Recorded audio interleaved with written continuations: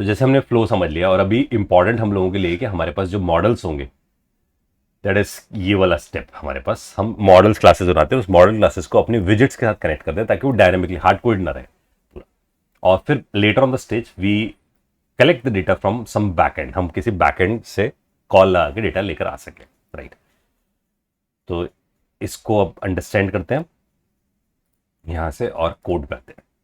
Because हमें data चाहिए, तो डेटा लाने के लिए वी डिसाइडेड कि हम यहां से इस जगह जाकर वी क्रिएट अवर मॉडल्स। तो मैंने यहां पर इस लिब के अंदर आई क्रिएट अ मॉडल्स, तो मैंने यहां पर एक मॉडल्स क्रिएट कर दिया, राइट। तो दिस इज माई मॉडल्स वाला section.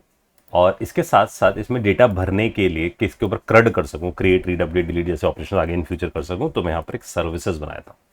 So I have models and I have services. अब ये जो मेरे पास मॉडल्स होंगे, इस मॉडल्स में मेरे को क्या लेकर आना है, मुझे लेकर आना है इस मूवमेंट पे कैटेगरी।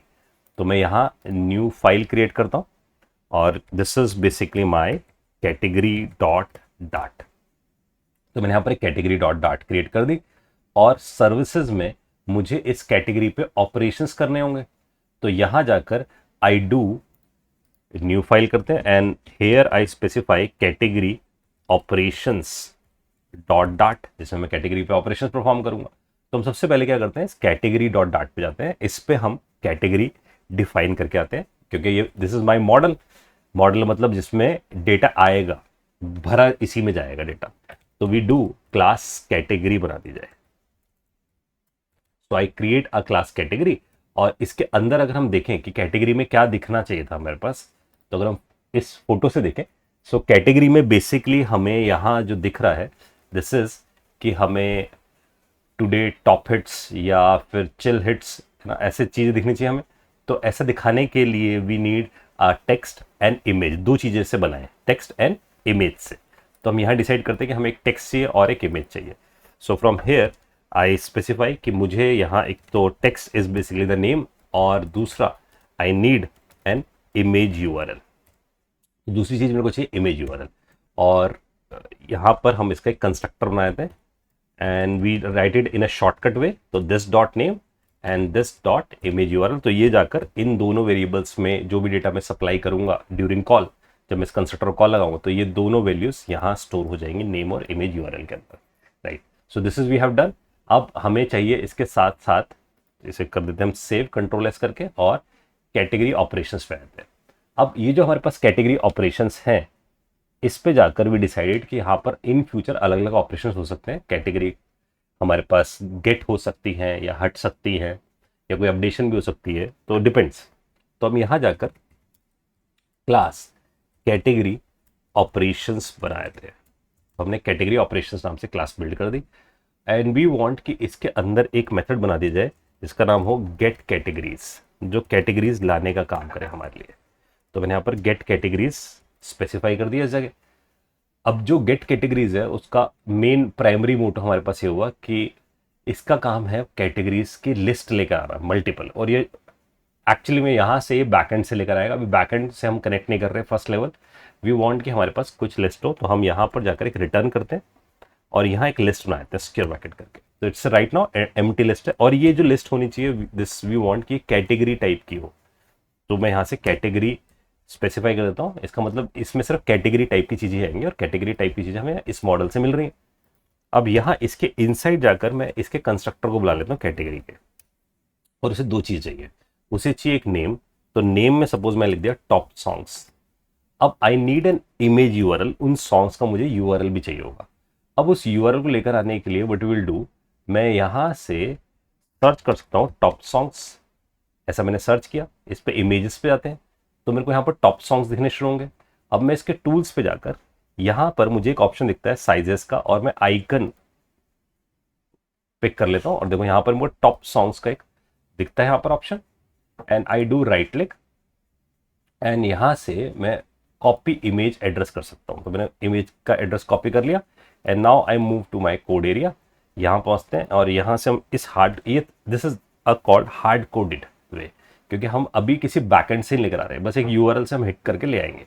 तो ऐसा करके मैं इसी को कॉपी कर देता हूँ, एंड कॉपी करने के बाद मैं यहाँ से इसे पेस्ट कर देता हूँ। फिर से कैटेगरी को देखो, एक और ऑब्जेक्ट बना रहा हूँ मैं, इस बार मैं बोल देता हूँ कि ये सपोज माइकल जैक्सन के हिट सॉन्ग्स है, तो मैंने एमजे हिट्स नाम से कैटेगरी बना दी, राइट।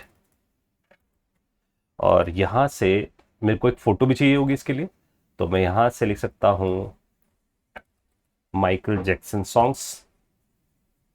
तो ये मेरे को मिलते हैं यहाँ पर। सेम टूल्स में जाता हूँ, साइज में जाता हूँ, छोटी इमेज पिक कर लेता हूँ, हैवी भी नहीं होगी हमारी एप्लीकेशन इससे। और यहाँ से सपोज मैं किसी एक इमेज को चूज कर सकता हूँ, जैसे मैंने इसे चूज किया, इस पर भी right click, copy image address किया, and from here I specify कि मैं इसे हटाकर आई पेस्ट दिस वन। तो मैंने यहाँ पर से 2 ऐड कर दी। अब इसी तरीके से मैं यहाँ पर मल्टीपल इमेजेस ऐड कर सकता हूँ, राइट। तो multiple categories I can add here. तो लेट्स से आई ऐड, मैं कुछ कैटेगरीज ऐड कर देता हूँ यहीं पे। तो मैंने यहाँ पर स्पेसिफाई किया, इसी तरीके से I add some more categories. तो आप ऐसे करके मल्टीपल कैटेगरीज ऐड कर सकते हो, राइट। तो आई पेस्टेड द सेम वन, मैंने सेम वन पेस्ट कर दिया। माइकल जैक्सन हिट से दिखेगा, एक बार और सेम इमेज दिखेगी, but we know we can change it. तो हमारे पास कैटेगरीज ऐड हो गई है, and it is going to return, ये हमें रिटर्न कर रहा है लिस्ट ऑफ कैटेगरी। तो ये मैंने यहाँ पर स्पेसिफाई कर दिया, it is going to return this list of category.